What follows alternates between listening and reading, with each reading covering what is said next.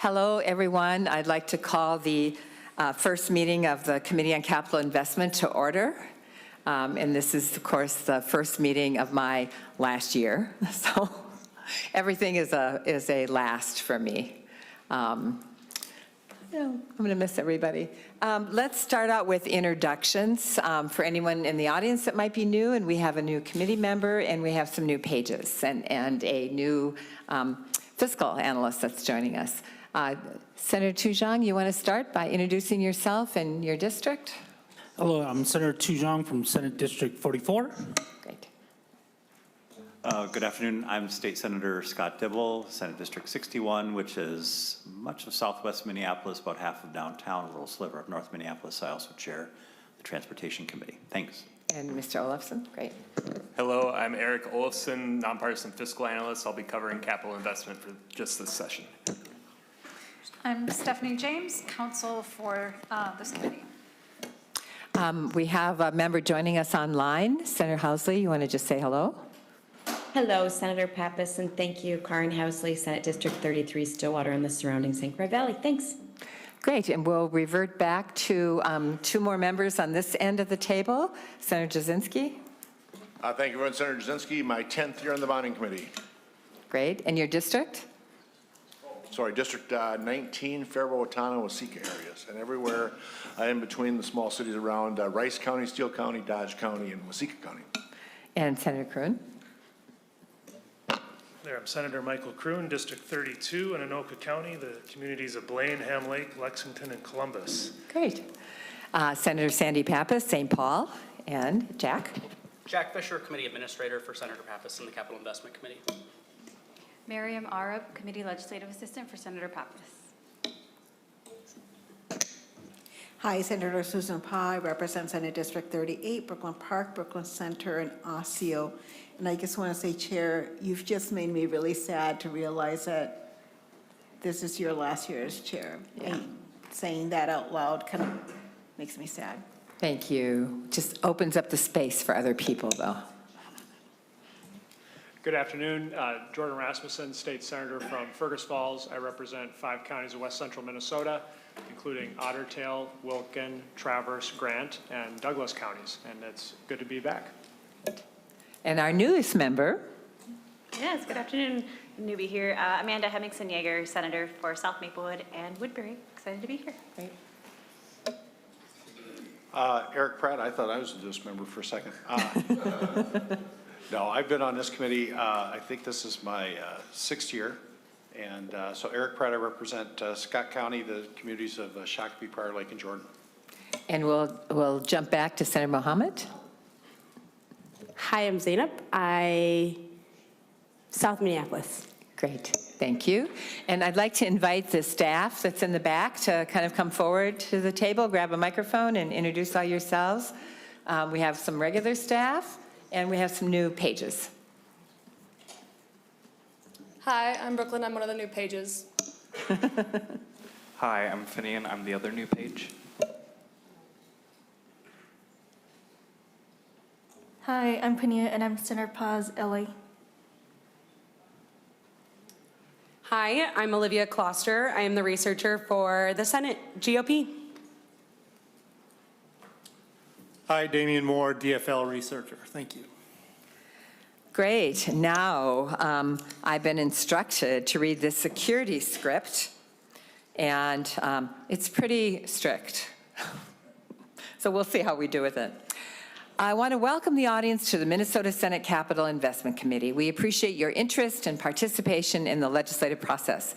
To ensure everyone can view, hear, and understand today's proceedings, we ask for your cooperation in maintaining decorum and civility throughout this hearing. For the safety, security, and comfort of all attendees, please note the following guidelines. As chair, I maintain control of these proceedings and establish the following expectations. Signs and placards are not permitted in the hearing room. Verbal outbursts, shouting, or disruptive behavior will not be tolerated. Applause or other audible demonstrations are not allowed. For safety reasons, everyone must be seated. No standing, sitting, or pacing in walkways or aisles, and no standing or obstructing at your seat. If you require a reasonable accommodation, please speak with our sergeant staff. Sergeants are present to ensure everyone's safety. If these guidelines are not followed, I'll provide one warning. After that, failure to comply may result in the removal from the hearing room. Our goal is to conduct these proceedings efficiently while ensuring everyone the opportunity to observe and participate appropriately. And that's it. Thank you so much for cooperating. So here we are. We have another member who is running between two committees. If you want to just introduce yourself, Ms. Johnson-Stewart. Sorry. Thanks, John. What would I do without you this week? I'm Senator Johnson Stewart. I'm sorry, I do have two meetings at the same time, so I apologize for being late. That's fine. You just missed the security warning. It is very serious. The security warning is don't stand on your seat. Don't stand in your seat. Yeah. Here we go. Today's date is Thursday, February 19th, and a quorum is present. We'll start with Commissioner Campbell with MMB with the governor's. She'll kick off the governor's recommendation. Welcome, Commissioner.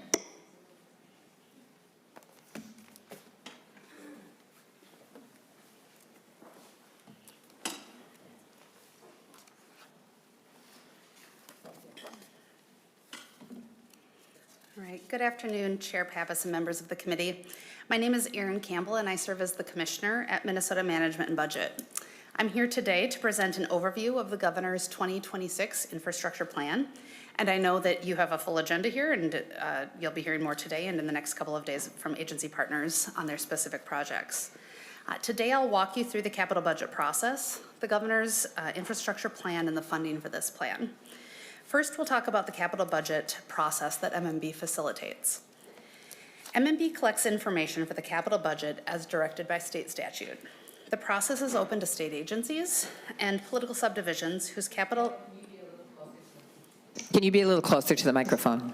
I can try. Does this help? Okay. Thank you. Okay, so the process is open to state agencies and political subdivisions whose capital projects are generally eligible for general obligation bonds. MMB provides training and technical assistance for political subdivisions and state agencies to submit their requests to MMB. Requests are collected in the odd numbered calendar years, and then the governor's recommendations are published in January of even numbered years. MMB publishes instructions each cycle, and the 2026 capital budget instructions were posted this year in May of 2025. We hosted a Q&A session and provided instructions and assistance to agencies and political subdivisions submitting requests.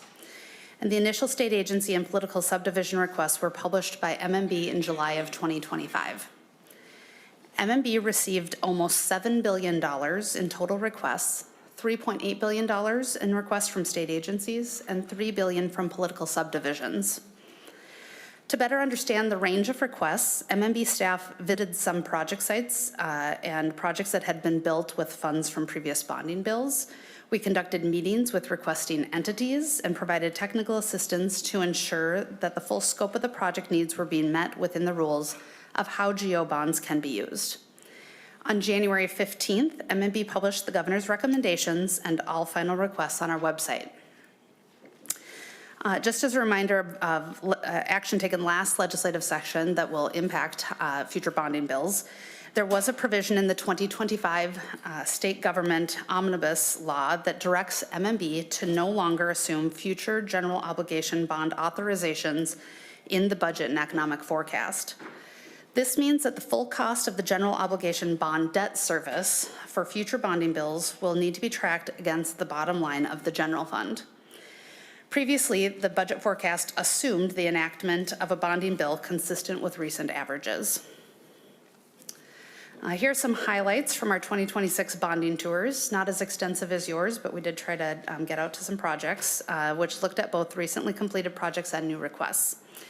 We visited the Robbinsdale Water Treatment Facility that was assisted by a low-interest loan from the Public Facilities Authority. The visit showed how crucial water infrastructure funding is for improving water quality for local governments. We visited the Spring Lake Park Reserve in Dakota County to see how Met Council Parks and Trails grants were invested in improving walking and biking paths, and in that case also reintroducing a herd of bison to the park. We also visited the DNR's Metro Fish Hatchery to see the crucial research and fish management work that was being done there, and also the aging infrastructure that puts that important work at risk. The facility's last major upgrade was in 1989, and improvements to the hatchery rank as DNR's top priority for their Betterment of Buildings program. Next, I'd like to talk about the plan Governor Walz is proposing. This slide shows the distribution of the governor's 2026 infrastructure plan across several categories. The governor recommends a total of $907 million in funding from all sources. I'll show in more detail how that funding breaks down later in this presentation. Consistent with the governor's priorities last legislative session, the governor recommends a total of $316 million in asset preservation investments, representing 45% of the general obligation bonds in this bill and 35% of all funds. The state agencies that had the highest deferred maintenance were prioritized. Highlights include $75 million for Minnesota State and the U of M, $54 million for the Department of Corrections, $30 million for the Department of Natural Resources, and $24 million each for Veterans Affairs and Direct Care and Treatment. State facilities face a significant backlog of deferred maintenance, $6.7 billion across state agencies, Minnesota State, and the University of Minnesota. State agencies receive their funding to upkeep facilities through this committee in asset preservation appropriations. When these appropriations are insufficient to meet facility needs, that work cannot be completed, becomes deferred maintenance. As you have observed on tours this interim, state facility teams do excellent work with limited resources, but as conditions deteriorate, they can become more expensive to resolve. The average cost for a deferred maintenance project for a facility in excellent condition is $6,000, and that cost rises to $196,000 for facilities in crisis condition. Looking at just state agencies, a $1.3 billion backlog in 2015 has nearly doubled to $2.3 billion, even during a time when the legislature has enacted two of the largest bonding bills in state history. It is this growing issue of deferred maintenance that drives so much of the governor's recommendations being devoted to asset preservation. Asset preservation projects are improvements to existing state assets to address life and safety hazards, accessibility, security, building code violations, and to eliminate hazardous materials. It isn't about constructing new buildings, it's about protecting the facilities that we already have and investments that the state has already made. The 2025 bonding bill made a historic $216 million investment in asset preservation, and we're very grateful to the legislature for devoting such a significant share of that bill to preservation compared to other enacted bills in the last decade. As you can see, asset preservation funds are invested across the state. This map shows all facilities that would be eligible to receive asset preservation funds in the governor's plan. The governor is recommending asset preservation funding for 14 agencies with facilities located across the state. About 45% of those funds would be invested in Greater Minnesota, and 55% would be invested in the 7-county metro area. This split aligns with where state agencies are generally located. We've got about 47% of facilities located in Greater Minnesota and about 53% of the metro. Following asset preservation, water and transportation infrastructure make up the next largest share of the governor's recommendations. We know that there continues to be a huge demand for water infrastructure funding. 1/3 of local government requests that MMB received, which totaled nearly $1 billion, were actually for water infrastructure projects. And we know that this only represents a portion of the need. Recently, MPCA published a report identifying $2.7 billion in wastewater infrastructure needs alone. This is why the governor's plan invests $113 million in water infrastructure programs for wastewater, clean drinking water, replacing lead service lines, and addressing emerging contaminants. More than 1 million Minnesotans live in communities with high priority drinking and wastewater infrastructure projects. This funding would support those communities to address those water needs. The governor's plan also invests $50 million for high priority pavement projects on trunk highways across the state and $4 million for infrastructure needs of publicly owned ports on the Mississippi River and on Lake Superior. The governor's plan continues to prioritize public safety by investing $47 million for the renovation and expansion of the Bureau of Criminal Apprehension's Bemidji Regional Office and Forensic Science Laboratory. The project will provide additional space and resources to support increased demand for investigatory and laboratory analysis for criminal investigations in northern Minnesota. The expanded space will also be used for training BCA and local law enforcement officers. The governor also recommends $41 million for Capitol Complex security upgrades that would fully fund the recommendations made last month by the Advisory Committee on Capital Area Security.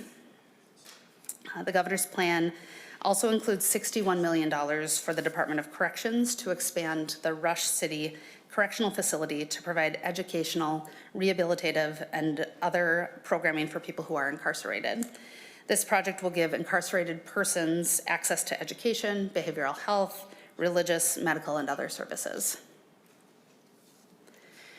The legislature and the Walz administration have invested $500 million in housing infrastructure bonds since 2020, and the governor's plan continues to prioritize affordable housing by recommending $50 million in housing infrastructure bonds. This investment will preserve or create between 450 and 550 homes. The governor is also recommending $10 million in public housing rehabilitation grants to local governments to improve locally owned public housing across the state. This investment will preserve between 350 and 450 homes. As in recent years, rather than earmarks for individual local government projects, the governor recommends $170 million in funding for competitive agency grant programs and a set-aside amount of $35 million for the legislature to appropriate to specific projects. Together, this means over $200 million of the governor's plan would go towards local government projects. The governor's plan prioritizes investments in outdoor recreation and Minnesota's natural environment by investing in parks and trails, including making state parks more accessible. The governor's plan also includes $10 million for dam safety repair and $9 million for flood hazard mitigation. $9 million for Reinvest in Minnesota, or RIM, will be used to acquire permanent easements for ecologically sensitive areas to improve water quality and wildlife habitat. $5 million for the DNR aviation infrastructure at Brainerd Regional Airport will support and improve DNR's emergency response for wildfires, search and rescue operations, and other safety and natural resource management needs. Also included is $5 million for replacing wetlands drained or filled by local governments when they're completing road construction projects. $50 million for the Rural Finance Authority loans will help Minnesota farmers obtain affordable financing. The RFA offers low-interest loans for land purchases, farm improvements, equipment, operating capital, disaster relief, and other activities. The governor's plan invests $19 million for the demolition of the Centennial Office Building. This building is nearly 70 years old and is in poor condition and beyond its useful life. Cost estimates to repair the building range from $175 to $250 million. After the state office building renovation is complete, 70% of the space in the Centennial Office Building will be vacant. These remaining tenants will be moved to the Transportation Building. So to prepare for this space, the governor recommends $22 million for renovating the Transportation Building.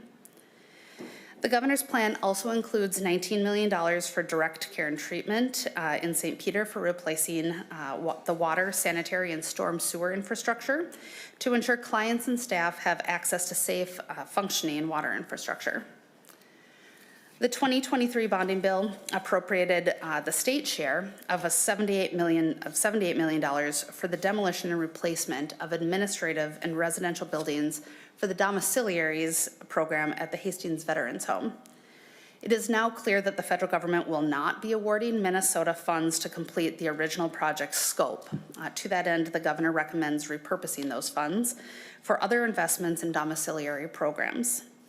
The funds would now be used for scaled-down renovation of the Hastings Veterans Home and renovation of Building 16 at the Minneapolis Veterans Home. So to summarize, $750 million of this package is general obligation bonds, $50 million of which is user financed. Another $157 million is made up of other funds such as appropriation bonds, trunk highway cash, and general fund cash, for a total of $907 million in all funds. The debt service costs for bonds is paid off over a 20-year period. This table shows the biennial impact of the governor's recommendations to the general fund and trunk highway funds. The general fund shows the total cost of debt service for the governor's recommendations.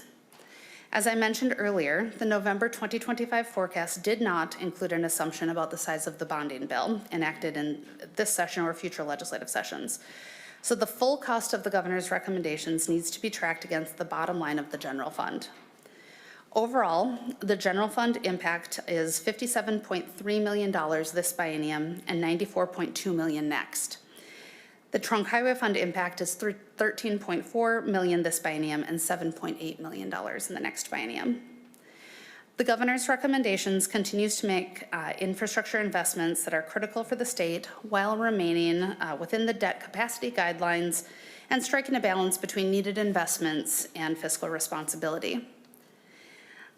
Just a reminder that materials for the 2026 governor's recommendations are posted on MMB's website. There you can find a summary of all state and local project requests and requests that are included in the governor's infrastructure plan. And with that, I just thank you for taking the time to hear the governor's recommendations.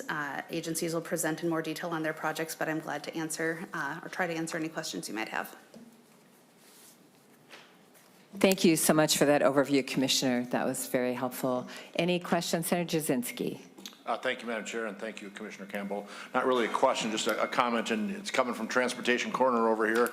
A little frustrated with the amount of transportation money. We're $20 billion short in transportation funds, and the governor has $50 million in the transportation side. So it's frustrating, a very small number. This is the second or third year in a row. We're not seeing money for our transportation when we're $20 billion short on maintaining our roads and bridges. So that's just a comment, but thank you.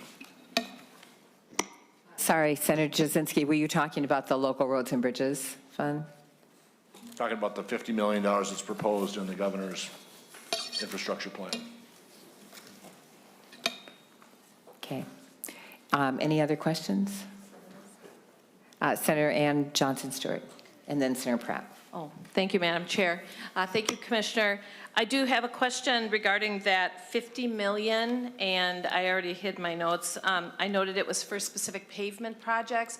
Is that the way that the governor intends to specify those are more for rehab than new construction, or why did he call out high priority pavements? Do you know why that language was used? Commissioner. Yeah, Madam Chair, Senator Johnson Stewart, this is a program that is put forward by the Department of Transportation. I believe it is a new program that they are bringing forward this year, and it was one that we decided to fund based on the fact that there have been recent investments in transportation that are significant, understanding that the needs are not entirely met, but trying to put some money in some additional spaces where it might not be going. The Department of Transportation will have more detailed information for you. Senator Pratt. Thank you. Madam Chair and Commissioner, I'm just curious about the appropriation bonds, $50 million are planned. Can you give me looking through the presentation, it wasn't clear kind of where those bonds were targeted for. Maybe you can provide a little insight. Commissioner. Chair Pappas, Senator Pratt, those are appropriated to Minnesota Housing. They routinely get appropriation bonds, and they run competitive processes, grant processes. They go to a mix of projects across the state that preserve and build housing. We can get you more information on the specifics of where they've gone recently. I think that they recently went through this process. There continues to be a significant need in this space as well. Senator Pratt, did you have a follow-up? No, just Madam Chair, I understand that we've done the housing bonds in the past, and that answers my question. Thank you. Okay. Senator Nelson. Thank you, Madam Chair. I believe this was covered earlier. My apologies, I had a late meeting. But there's one question, you're welcome to tell me offline if you want, but I'm looking at the document, the 2026 Governor Walz's infrastructure plan, and I'm looking at page 6. And have you addressed this yet, first of all? Page 6. While you're getting it, I'll tell you what it is. I'm just curious about the bullet point that's, the major point that the 2025 legislation removed future bonding bills from the forecast. And specifically, if you've already addressed it, you can talk to me afterwards. But I think it's important to understand, I want to know, what are the ramifications that the full cost of general obligation bond debt service for future bonding bills is no longer tracked on the bottom line of the general fund? That sounds concerning, and so I'll leave it. If you've already addressed it, fine. No, we haven't addressed it, so thank you for that question. Okay, thank you. All right, Commissioner. Chair Pappas, Senator Nelson, with the ramification, this was part of the leadership deal at the end of session last year. The ramifications are that it means that a bonding bill is going to have to compete with other areas of the budget for a target. And so whereas in the past, there's been at least a certain amount set aside, sort of held in the forecast and assumed in the forecast, to pay for a bonding bill, that's not there anymore. And so it means that when you think about target setting for the legislature, you will do that for all of the different budget areas, including capital investment, and it creates a competition there. Senator Nelson, that became both a floor and a ceiling. And also, our staff felt like the MMB did not have the authority to put the bonding bill in the forecast. So it does mean that we have to pay for it, and we have to ask for the cash to pay for the bonding bill. Continue. Thank you, Madam Chair, and thank you for the clarification. I definitely think that is a step in the right direction, but as I read it at first, it sounded a little worrisome. So thank you for the discussion. Thank you, Madam Chair. Great. Any more questions for the Commissioner? Senator Dibble. Not so much a question, just wanted to let those listening know we're probably going to bring the transportation proposal before Transportation Committee just to noodle through it a little bit more. I happen to agree with my friend. We could do more for transportation. I'm also confused by the transportation building renovation, but I won't get into those questions that I have now. I'll do so when we have the Commissioner and perhaps yourself in front of the Transportation Committee. Thanks. Great. Thank you. Senator Jasinski. Thank you. And again, just kind of a follow-up on Senator Johnson Stewart's. The highway priority pavement project is something new, and I haven't heard anything about that. But is he looking at replacing the LRIP? Because usually we fund LRIP through here, and that's a great program. Our counties and our cities and everybody goes through that process. Is this looking at replacing the LRIP funding, or where are we at with this new highway priority pavement projects? I guess I'm not familiar with it. Perhaps we need the Commissioner of Transportation to address that in your committee. I mean, certainly if the MMB Commissioner wants to give a short response, but I would just suggest that you save these more technical questions for the Transportation Committee. Commissioner, did you want to comment? Chair Pappas, Senator Jasinski, on the whole, I agree with Chair Pappas that the Commissioner from Transportation will be able to give you more detail. But I've phoned a friend who indicates that this is in addition to LRIP.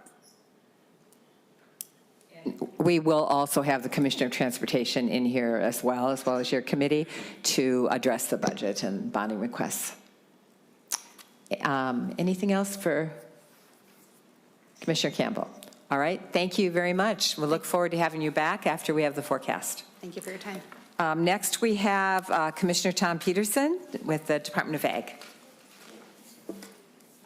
I had this and I put it somewhere. Yeah, here it is.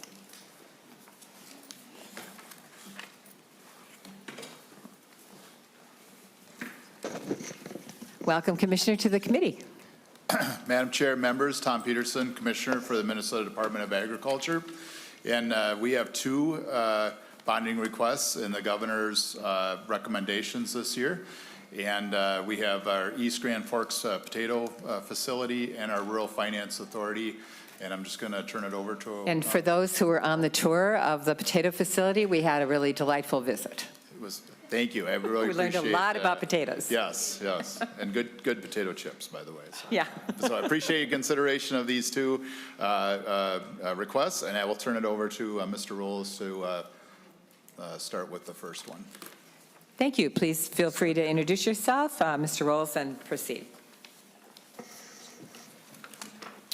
Good afternoon, Madam Chair and committee. My name is Ryan Rollis. I'm the Senior Loan Officer for the Rural Finance Authority. The Rural Finance Authority, we offer low-interest loan programs for a variety of farm activities, including land purchases, farm improvements, equipment, meat and poultry processing, operating capital, debt restructure, and disaster relief. We are housed at the MDA and guided by the RFA Board. The RFA was created in 1986 with Minnesota Statute 41B.01 due to state economic conditions would have severely adversely affected the economic viability of farms to the detriment of the rural economy and to the detriment of the economy of the state of Minnesota as a whole. So how are we funded? We are funded through the state bonds that we are requesting today. In 2023, we had a $50 million appropriation, and that appropriation funds our beginning farmer and seller assisted loans, and we can sell taxable or tax-exempt bonds with that. With other taxable bonds, we can fund the Ag Improvement Program, livestock expansion, and our restructure program. We also have an Aggie Bond program that is a federal tax-exempt bond, so that is mainly a paper transaction that we deal with the federal government. We also have a dedicated revolving account, so these repayments all go back to our revolving account. And the programs with that are our disaster, livestock equipment, value-added ag product, agroforestry, microloan, farm opportunity, methane digester, and our meat and poultry loan. So our 2023 bonding authorization, we have approximately $26 million left on that appropriation of the original $50 million. Loan requests have increased due to the high interest rate environment. The RFA, due to the bond sales, are all able to offer a lower interest rate than the banks that are currently offering. So the $50 million is in the governor's proposal for the 26th session. So our performance measures from 1986 to 2025, we've issued 3,948 loans totaling just over $400 million. Losses taken on 24 of those loans. So our loss remittance is very low. 0.0017% of total dollars is what we have charged off. So currently we have 986 active loans with a balance of just over $140 million. So how we work. So we participate with local lenders throughout the entire state of Minnesota. We take 45% of that loan, and we have the lender, they do most of the paperwork. So all we really have is a separate application, and we accept all the other paperwork that the bank would normally get from their borrower. So the local lender lends all the money, and we buy 45%. So an easy example of that is if we did a $100,000 loan, the bank would retain 55% of that, or $55,000, and RFA would purchase the other 45%, that $45,000. So that's how our partnership works with the bank. And our loans do contain a 5-year prepayment penalty. So FSA and RFA working together. So we do have a memorandum of understanding with the USDA Farm Service Agency, or FSA, and they agree to waive their 1% origination fee, and they also agree to issue a 95% guarantee on that loan. This does apply to that down payment farm ownership loan of FSA, and then we will actually do a 20-year fixed rate on a 20-year balloon with that program. So beginning farmer and seller assisted. So helping beginning farmers, entry-level farmers purchase real estate. So that can be bare land, a farm site, it could be 5 acres with a barn on it. One of our requirements is we have a net worth threshold, and so the net worth cannot exceed $1,042,000, and that's indexed for inflation. So each year we look at the consumer price index, And if that goes up to 2-3%, so does that number. The loan is limited to that 45% up to a max of $500,000. We do have a max debt per acre on the RFA side of $3,500. Current rate is at 5%, and that's fixed for 10 years. We can use a farmer can use the program more than once. We do ask the farmer to enroll in farm business management and obtain life insurance to cover the loan amount. Any questions? Any questions about the rural finance? Senator Rasmussen. Thank you, Madam Chair. A question for the commissioner. For me, this is a kind of important but kind of odd program for this committee, because in many ways, everything else we deal with, whether it's even loan amounts for PFA or transportation funding, asset preservation, is all going towards physical investments, physical upgrades. But I just want to understand, Commissioner, this program is really about operating capital for agriculture here in Minnesota. Is that a correct statement? For example, excuse me, Madam Chair. Mr. Ryan, yeah. I'm sorry, Mr. Rolls. Yes, thank you. With majority, when we sell the bond loans, it is a state requirement that they are secured by real estate. So these are not operating loans. We have to have real estate, Minnesota dirt, as collateral. Senator Rasmussen. Thank you, Mr. Chair. And a follow-up, Mr. Rolls.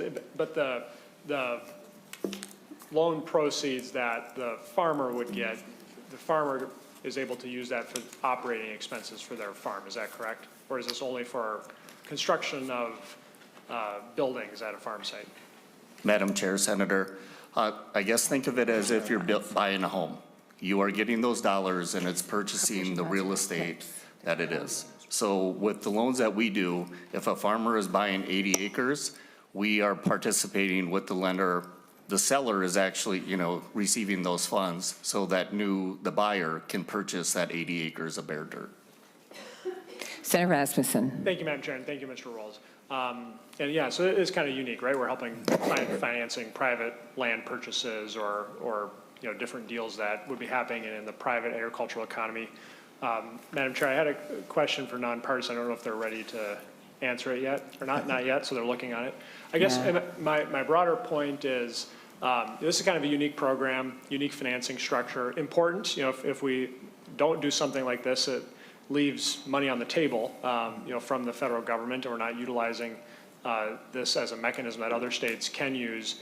I guess, Madam Chair, my question for the commissioner is, would you or is the administration supportive of having this as a standalone bill and being able to pass this, just given the unique kind of needs of this, and it's not really typically like a capital investment, project? Commissioner. Madam Chair, Senator Rasmussen, without getting in too much trouble, I'd have to defer that to the higher ups. But in the past years, I've worked on this for 25 years or more of my whole career.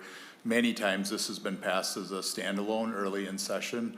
This is not unique. In fact, on my memories, 2 days ago, Governor Dayton, Senator Lane carried this maybe 10 years ago, and it was signed like 10 years ago yesterday or something. So it has been as a standalone before, but I would have to defer to the Commissioner Campbell or somebody higher than me on that. As I recall, if we don't pass a bonding bill, sometimes the Rural Finance Authority is running out of money. So we'll do like a deficiency appropriation early on in session. Like they're going to run out of money in February 27. So if we didn't pass a bonding bill this year, then we might be asked to do a deficiency bill early next year in session. But is your question for Senate Council the difference between general obligation bonds and user finance GO bonds? Because I see that on I never thought about that before, that there must be some distinction there. Senator Rasmussen. Yes, Madam Chair. I was just wondering, how this kind of fits within how we think about different bonds, and we can definitely give nonpartisan time to take a look at this and Right. discuss it at a later date as well. And it does count toward our guidelines, so. Thank you. Do you want to wait or you want to talk? Come back to it, okay. All right, yes, did you want to say something? Nope. Oh. He's ready with the potatoes when we're ready. Oh, we're going back to the potato Yeah, facility? yeah, Okay, yeah. back to the potato facility. If that's okay. Great, thanks. Yeah, yeah. All right, Madam Chair, members of the committee, my name is Nick Milanowski. I'm the program manager for the fruit, vegetable, and grain section. Just want to say, very happy to hear that you enjoyed the visit to our potato facility in East Grand Forks, and here to talk about that request. So the facility in East Grand Forks was built in 1993. It has received a couple upgrades since 2015. We got new windows through appropriated funds, and then a new roof, which you can see in this photo here, recently installed in 2025. The facility there in East Grand Forks sits in a unique position. It is located so that it shares a parking lot with Northland Potato Growers Association, which is a potato promotion council, as well as the USDA ARS facility to the immediate east. And we serve the potato growers of Minnesota and the Red River Valley, which is a region of North Dakota and Minnesota known for high-quality potato production. Potato production in Minnesota is roughly $240 million industry. And we do all sorts of different functions out of this building. We certify seed potatoes. We perform quality and condition inspections of potatoes. We conduct plant pest surveys looking for potato cyst nematodes. We're also performing food safety audits for potato growers and issuing certificates so that potato growers can export their potatoes to other countries, and we do that under USDA authorization. The facility is pretty small. It's 8,000 square feet, but we maximize the facility. We've used it to host grower events. We have a diagnostic laboratory in the facility. We also use it to stage our Hawaii winter grow out, where we grow potatoes that are intended to be planted the following spring in Hawaii to screen them for disease. We also have a second floor in the facility that serves as a space to grow potatoes. We can't grow that many, but we do have growth lights and some infrastructure up there that allows us to look at potatoes in the facility.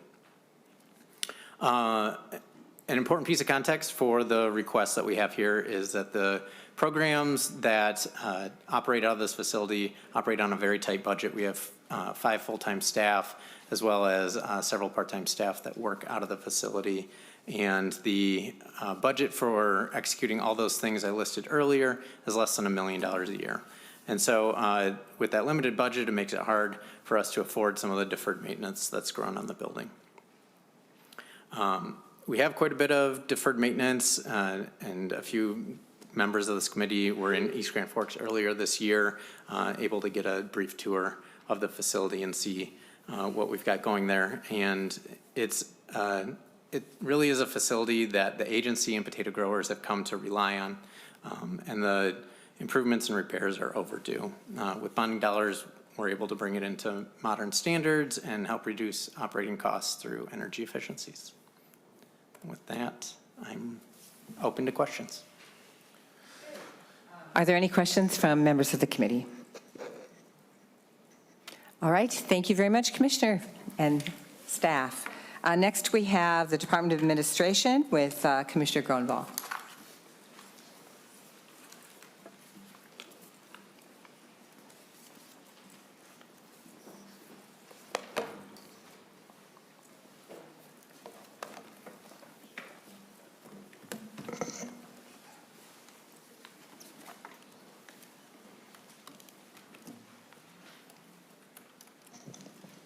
Welcome to the committee. Good afternoon, Madam Chair and committee members. My name is Tamar Grunwald. I'm the Commissioner at the Minnesota Department of Administration. Thank you for the opportunity to present the Governor's capital budget recommendations for administration. I also have with me today Assistant Commissioner Wayne Wozlowski, who can provide insight on specific questions you might have about some of these projects.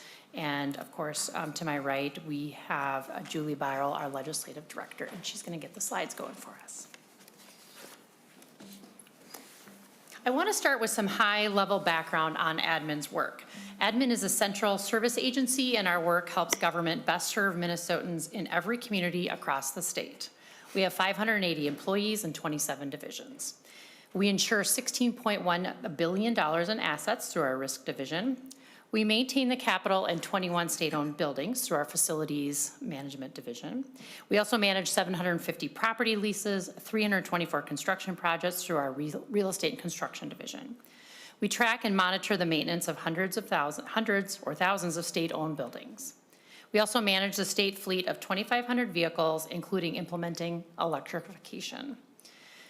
We also process $3 billion worth of goods and services in our state procurement division, including primary contracts that are also available to local governments. Admin's wide-ranging work supports Minnesota from border to border. Our divisions provide services to all communities across the state, 87 counties, and all 11 sovereign nations. The divisions oversee assets and projects across the entire state. The State Historic Preservation Division, the Equitable Procurement Division, the Apex Small Business Development, our Conflict Dispute Resolution Division, these are just a few that provide these statewide services. We also provide cost-effective and transparent services. We make government more accessible and responsible to the public. This includes work through our Data Practices Office and our Grants Management Office, again, to name a few. This work supports the governor's recommendations for admin's capital budget requests. As requested, I want to highlight how we used our 2025 Capital Asset Preservation and Replacement Account, or CAPRA, appropriation. CAPRA operates a little differently than typical asset preservation appropriations. It is a fund that admin manages for agencies to use to make emergency repairs and mitigate unexpected hazardous materials discoveries. The criteria for project eligibility is outlined in 16A.632. This year, the funds were used as follows. The admin and Centennial Office Building parking ramp repairs for about $425,000. Admin and Anderson Building parking ramp repairs for $312,000. At the correctional facility in Red Wing, a hazardous materials cleanup for about $76,000. IRRB in Giants Ridge, windows and door replacement for about $48,000. And for project management, about $10,000, for a total of about $872,000. Out of the $1 million appropriation, we have an available balance of just $127,872. We anticipate agency requests will use this amount before the end of 2026. The governor recommends funding to complete phase 3 of the security upgrades on the Capitol complex. Summer security events push this request to be our #1 request. Security vulnerabilities remain for buildings on the Capitol complex. Government function relies on participants' real and perceived safety concerns. Implementation will be prioritized by assessment and ongoing conversations with stakeholders, including the Department of Public Safety, the Governor's Office, the Area Capital Security, sergeants at both the House and the Senate, as well as legislators. Examples of the improvements using this money in the past are security kiosks, additional security cameras, enhanced lighting in parking facilities, additional key card readers, installation of bollards, projectile-resistant glass, and air intake security protection. Next, the governor recommends funding for asset preservation projects on the state Capitol building. Admin follows the maintenance guide that was developed by the Capitol restoration contractor. That building, the Capitol building, is now 10 years out from that major renovation. We want to ensure that building upkeep happens in a timely manner. These improvements are supported by staff and third-party assessments. It'll prevent the building from falling into disrepair again. Recommendations from the Capitol Preservation Commission have supported this need and have discussed this particular request. For this this request, the capital asset preservation request, this is necessary maintenance for sanding and painting of the exterior windows. A large portion of this expense is for the extensive scaffolding that's needed to complete the sanding and painting of the exterior windows. This project cost exceeds admin's capacity to cover this type of project with existing maintenance funds. Next, the governor recommends demolishing the Centennial Office Building. In the past, admin has requested renovation funding, but the building is now at a critical point that it can no longer wait. Subpar building functionality includes nearly all the building systems need total replacement. This includes the electrical system, the heating system, the air conditioning, the plumbing, the communications, fire suppression, and building automation. A renovation is likely to cost over $250 million. This is at a time when bond funding resources are needed for many other projects. Also, the building's not well laid out and has poor accessibility. General funds will be used to relocate the cellular distributed antenna system, the DAS system. This is critical for emergency response and utilized by state workers and visitors on the Capitol complex. This project is phase 1 of site redevelopment. Demolition is part of the long-term strategy of the complex and recommended in the most recent State Strategic Facilities Plan. The vacant building would have no tenants to cover continued expenses for maintenance. Mothballing the building would cost an estimate of $600,000 to $700,000 per year. The Centennial Office Building ramp will remain in place for use.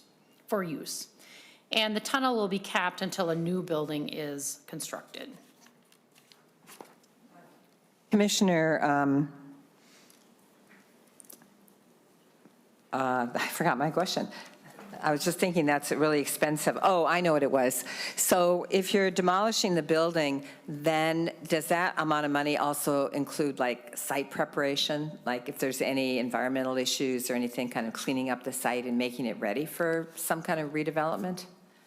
Chair Pappas, thank you for the question. That's a very good question. I will turn to Assistant Commissioner Wayne Wesloski to answer the specifics of what's included in that. Thank you. Mr. Wesloski. Madam Chair, members, for the record, Wayne Wesloski, Assistant Commissioner with the Department of Administration. The funding does include abatement of hazardous materials, including then also site preparation work, and it'll essentially turn the space into temporary green space as an interim use until there's future development. Great, thank you. Proceed, Commissioner. Thank you, Chair. Next, the governor recommends funding to make space efficiency and modernization improvements in the transportation building. We are continuing to implement the state strategic facilities plan that reflects space efficiency and consolidation in line with the hybrid work environment. Resources are needed to rework this space to meet the needs of the new tenants as well as the transportation department. This money would create offices or be used to create offices and conference rooms, change electrical, lighting, and communications to fit new space layout, provide necessary security changes, and installing modular workspaces. This remodeling and consolidation also keeps important services near the legislature. The MMB office, cabinet, as well as the Office of Legislative Auditor and the Campaign Finance Board would all move from the Centennial Office Building into the Transportation Building. This request would complete the space reconfiguration for the return to office and on the Capitol complex. This would also facilitate the demolition of the Centennial Building in line with the previous slide. Next, the Commissioner recommends funding for the Capital Asset Preservation and Replacement Account, or CAPRA, which I referenced at the beginning of the presentation. These are funds that are used for emergency repairs and abatement of hazardous materials in state buildings. The resources are critical to support agencies when unexpected issues arise. The average age of state buildings is 44 years, so this request reflects admin's experience that emergency repairs will become more common. Typical projects using this fund include emergency roof, pipe, and structural repairs, fire and water damage repairs, replacement of failed heating, ventilation, and air conditioning, and asbestos and lead abatement. Right now, we have a dangerously low balance in that account. There's only about $127,000 remaining. We recommend a $5 million appropriation per year to cover these historic needs. Here's a summary of admin's requests broken out by funding source. Thank you for the opportunity to present to the committee today, and we're happy to answer any questions. Senator Rasmussen. Thank you, Madam Chair. Question for the Commissioner. If we were to look at state-owned office buildings that we have, both buildings that you've talked about today, but other buildings that agencies have, do you have a count of what percent the state is actually using? And what I mean by using is it's not like, oh yeah, this is a MnDOT building or this is a Department of Commerce building, but how much of the office space is actually being utilized by state employees versus something that's vacant and could be repurposed? Commissioner. Thank you, Chair Pappas, and thank you, Senator Rasmussen. Yes, in conjunction with the State Strategic Facilities Plan, admin did that evaluation and is continuously doing that evaluation in conjunction with state agencies. And I believe most agencies are well on their way or close to finished with the consolidation, so we don't have big pieces of empty state office space. Senator Rasmussen. Thank you, Madam Chair, and thank you, Commissioner. And Commissioner, do you have a rough estimate of, if you looked at the total office building capacity that the state of Minnesota owns, or even leases really, how much of that is being actively utilized today versus you can imagine at some point us, not needing to use that space? I just want to get a rough sense. Commissioner. Thank you, Chair Pappas, and thank you, Senator Rasmussen. For buildings on the Capitol complex, again, in line with implementing the State Strategic Facilities Plan, the state-owned building office facilities on the campus are fully leased. As far as agencies that have space that's off campus, so in private leases, agencies have been working to make sure that their office use, meaning the space that they use, is not more than they need. If you want more additional information, I can certainly get that to you. I also want to give the opportunity to Assistant Commissioner Wayne Loslawski to answer more of that question if there's more. Assistant Commissioner Loslawski. Madam Chair, Senator, I think as Commissioner Gonville pointed out, through our facility strategic plan, there's a process that we essentially, as we moved into a hybrid work environment, we moved to a sharing model. So instead of a 1-to-1 ratio for employee to workstation, you were able to essentially have more efficiencies with a sharing model. So that is what we've been working with state agencies on, both in our own portfolio as well as in our lease portfolio. Some of on the leases, it's more tied to when lease expirations happen. That's when you have the opportunity to essentially downsize or consolidate that space. But we've been working through that process now for a number of years. And as Commissioner Gonville noted, we're well into that process with our state agencies. I'd also say, just not related to office building, but just our portfolio in general. We have about 4,800 state buildings, and there is a percentage of those that you'll see in agencies' requests that there's some vacant buildings that they have that they are looking for funding for demolition on. So there's, I guess, a list of buildings that are vacant and being recommended for demolition. Slightly off topic, but what's the situation now with remote work for state employees? Has that contributed to some of the vacancy issues? Thank you, Chair Pappas. So the State Strategic Facilities Plan, the implementation of that plan was well underway before I came in 2023.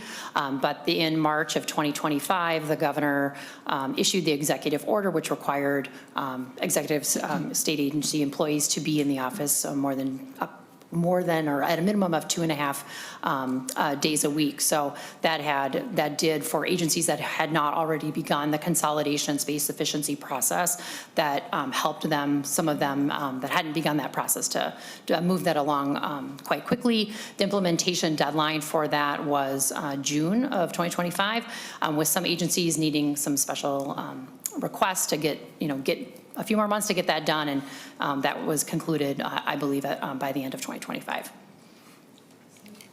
Senator Dibble. Thanks. I was out of the room for a minute speaking with some constituents, so I hope we're not treading the same ground, but it has to do with the transportation building. First of all, I'm confused about the amount. Commissioner Campbell's presentation showed 22 million, but I'm seeing either 10 or 12 million. So maybe I'm not understanding the scale and scope of the problem. And I'm also seeing that a good portion of this renovation is coming from Trunk Highway Fund cash, which by the way is appropriated in the transportation bill out of the Transportation Committee. So we're going to have this conversation in the Transportation Committee.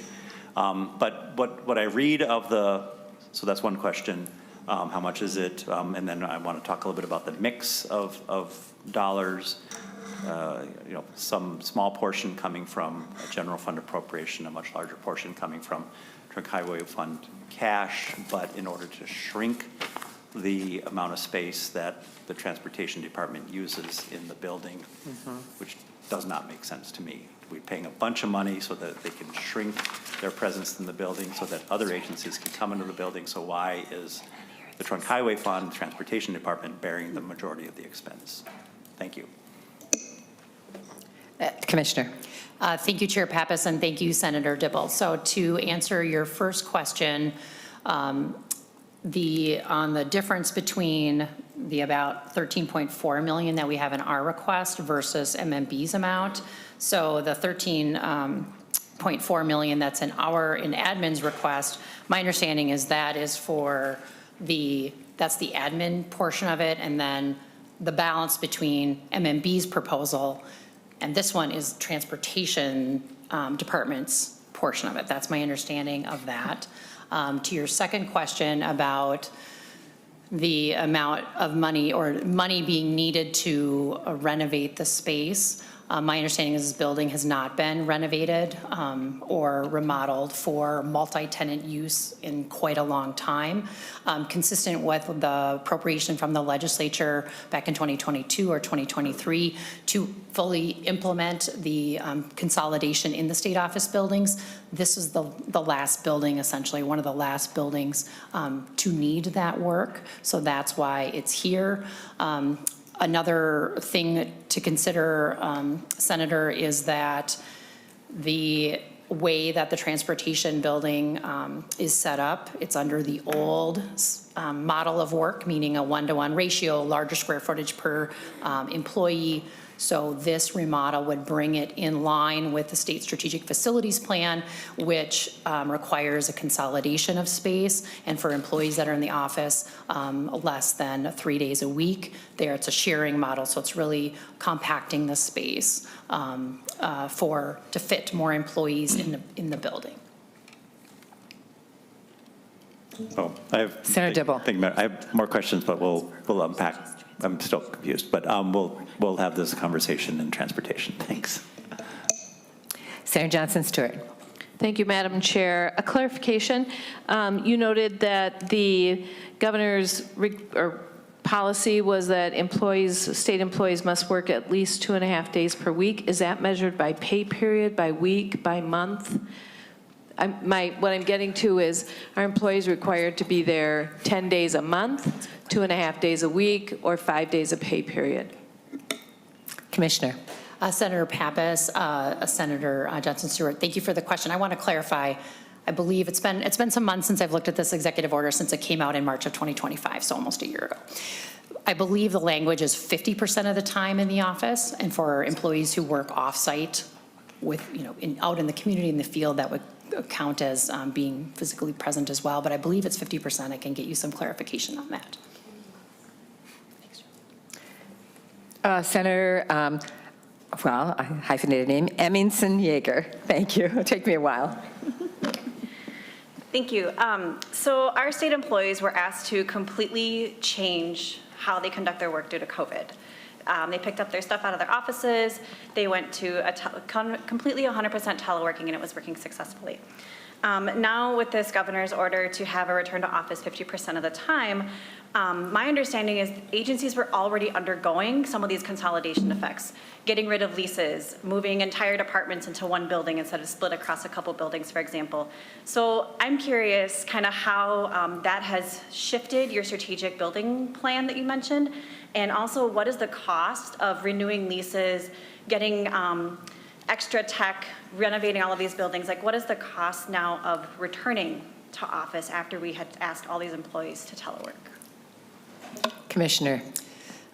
Chair Pappas and Senator Hemmingson Yeager, thank you for the question. I know there were several parts to it. I just want to point out and acknowledge certainly that with the pandemic of spring of 2020, seemed like a long time ago, certainly many office workers were able to telework. But I just want to remind you and members of the committee that there were a lot of workers that never could telework. Admin is an agency. That's an example of that. Over 50% of our employees could never telework, so they were always in the office. But there was a cost, as I mentioned before, associated with that consolidation, consolidating agencies into a single space, reducing the footprint, et cetera. But there also was significant savings that came out of that. I can tell you for the admin building, I believe we reduced our space by about 30% and the costs associated with that too. So in line with the state strategic facilities plan, yes, it took some money to implement that plan, but over time, the goal is to create long-term efficiencies as well as cost savings. To your last question about total costs associated with that, I mean, we'd have to talk about the cost, and then we'd have to talk about the savings. So I'd have to follow up and get that information to you. Senator Rasmussen, and then members, we have 1, 2, 3, 4, 5 presentations left, and I'd like to do about 10 minutes for each presentation so that we can be done by 5. So if you can save your questions for transportation. Senator Rasmussen. Thank you, Madam Chair. And I'll just offer a comment. Maybe it's worth a follow-up conversation in this committee on. But I think perhaps, Commissioner, what you're hearing from this committee is we just want a little better understanding over what the broader strategy is. And the reason I'll say this is and I haven't been into a lot of state buildings recently, but over the last few years, my general experience with walking into a state office building is it's empty. And you just see empty cubicles, empty floors. I remember walking into the MnDOT building a couple years ago and no one was there. And so I think that's where we want to understand what we're asking state workers to do, what impact does that have on our buildings, what's the broader plan, and I think we also have to look flexibly at this as well. We're going to have a new governor in a year who could have different ideas around what to do with the state workforce, and ensuring that we're making decisions today that serve that flexibility in the future, I think is important. Senator Jasinski. Thank you, Madam Chair. I'll make a quick, Commissioner. So, and I haven't seen the information on what other departments are going into the MnDOT building, but who is the plan to share the building with existing MnDOT now? Just the departments I'd be interested in. Commissioner. Chair Pappas, Senator Jasinski, yes. The 3 state agencies that are scheduled to move into that building are Minnesota Management and Budget, the Office of the Legislative Auditor, and I believe the Campaign Finance Board. And part of this is also convenience for the legislature. They'll be in that building on the tunnel near the legislature.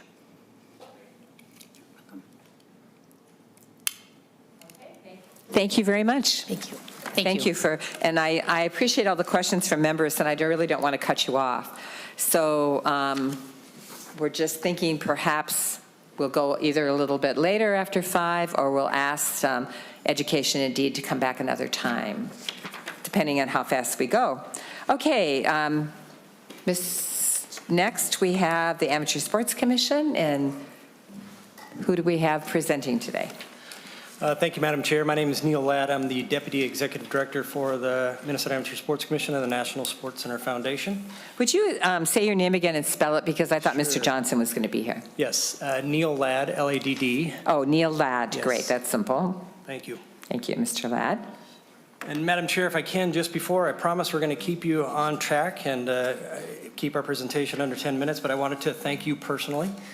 You took some time and your willingness to meet with a member of the Amateur Sports Commission, Commissioner Doherty, along with Todd Johnson, our Executive Director, and Kathy Bullis, our CFO. Your understanding and your willingness to dig into our complexities and our challenges that we face with an H-Heat ice arena is very unique. And so we appreciate you taking that time and really appreciate your willingness to do that. Senator Kroon really insisted that we do that. Thank you, Senator Kroon. On the first slide, Kara's pulling that up here. You had two questions for us, and I want to make sure that we're very succinct and answer both of those questions. In 2025, the Amateur Sports Commission was appropriated $5 million through the bonding bill. We used those funds in the 4 categories that are up on the screen and in your packet: life safety, mechanical system, stormwater management, floodplain mitigation, and irrigation.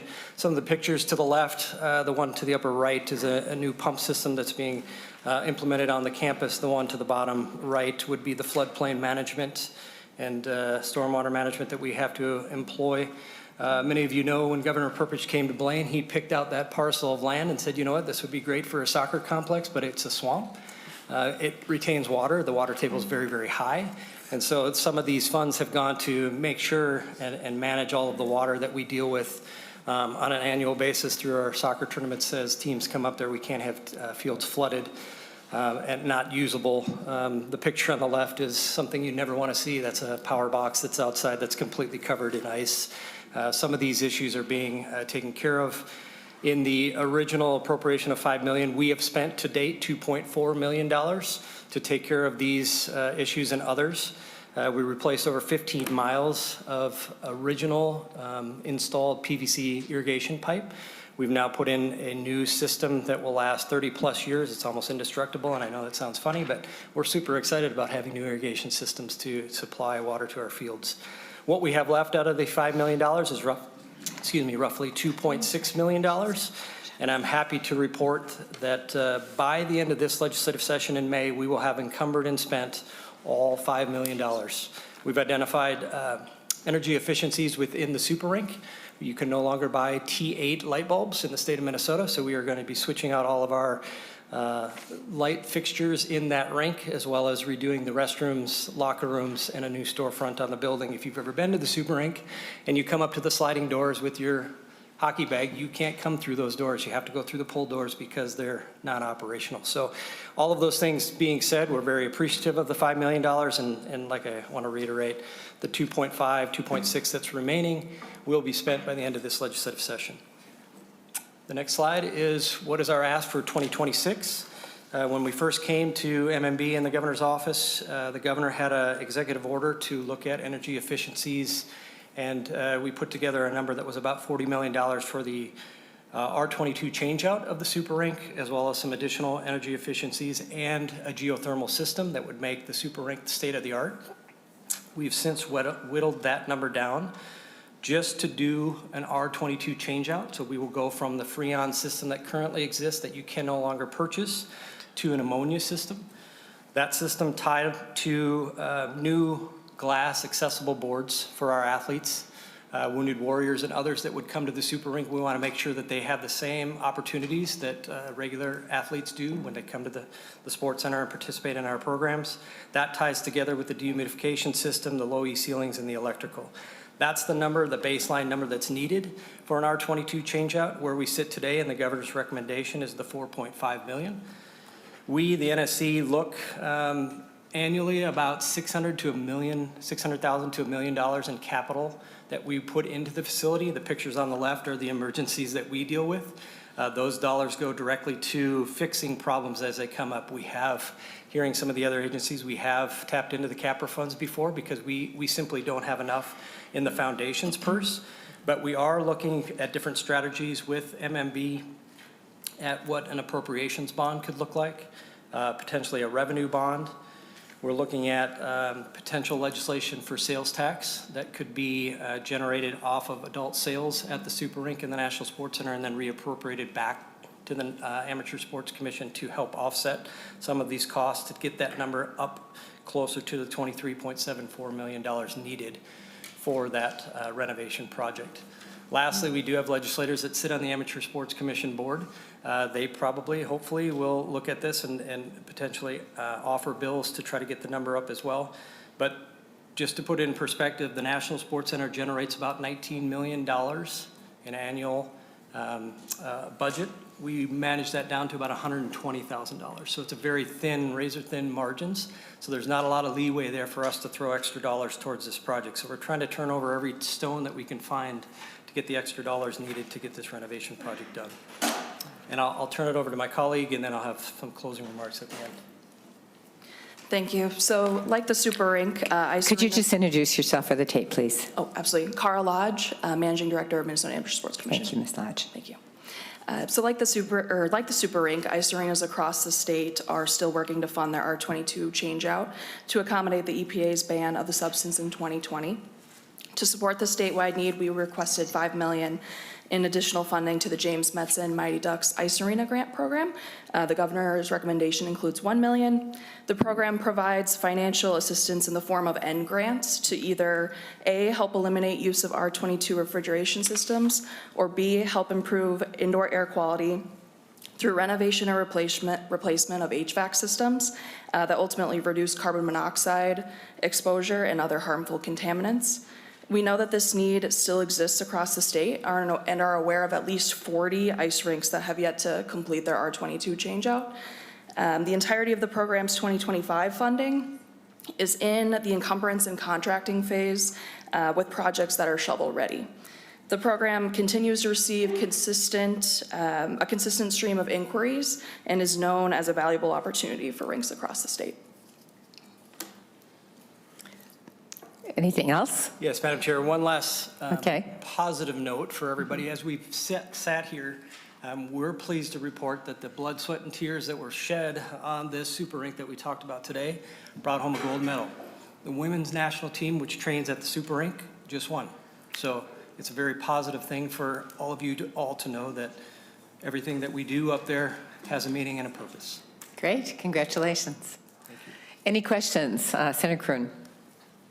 Thank you, Madam Chair, and I'm one of those legislators on the Amateur Sports Commission, along with Senator Gustafson here in the Senate.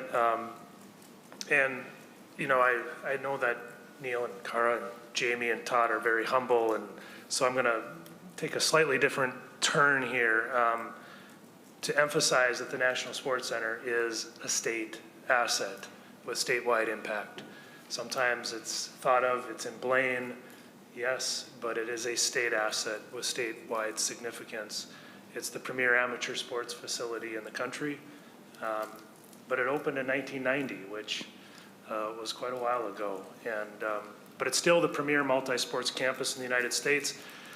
It's appropriately, the Amateur Sports Commission, I would say, has appropriately devoted significant resources to ensuring the growth, the financial strength, and the relevance of that campus in a highly competitive environment.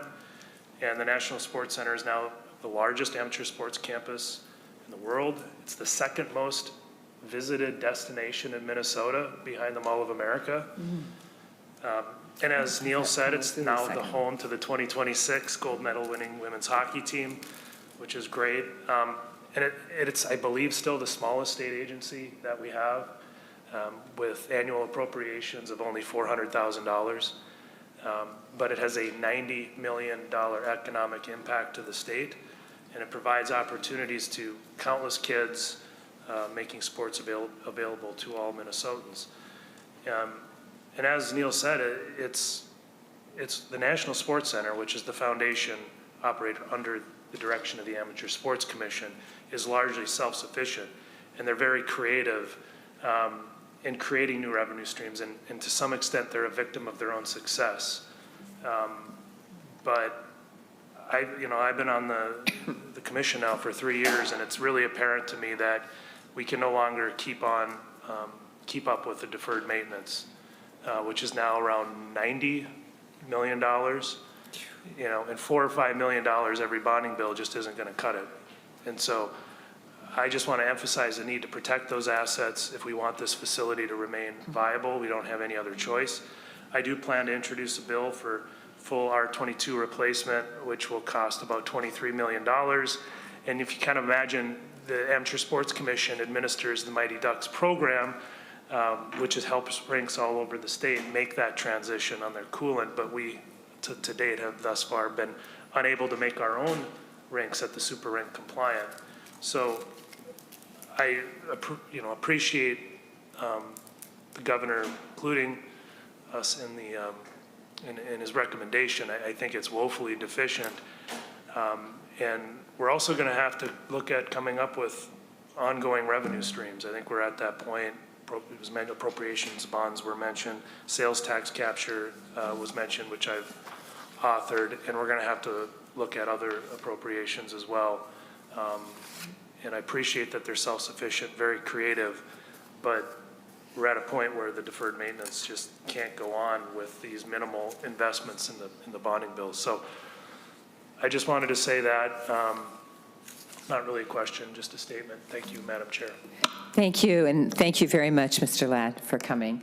Next, I'd like to invite Commissioner Schnell at the Department of Corrections.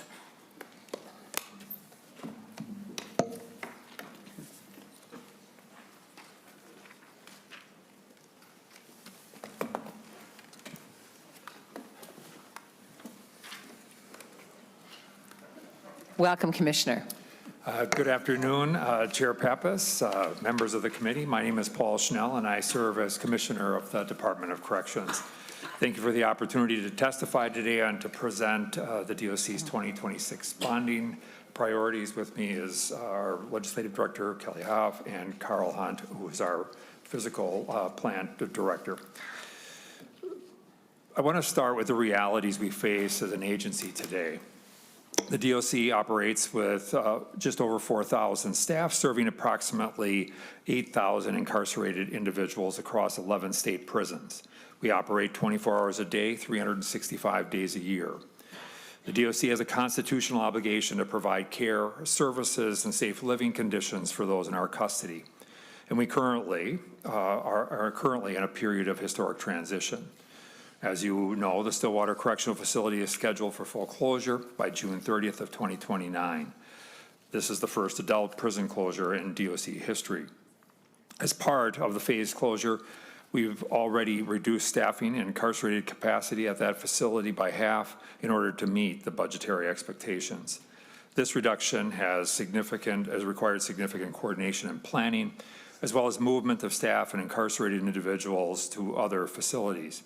In the process, we have done our best to ensure as minimal disruption as possible to those we serve.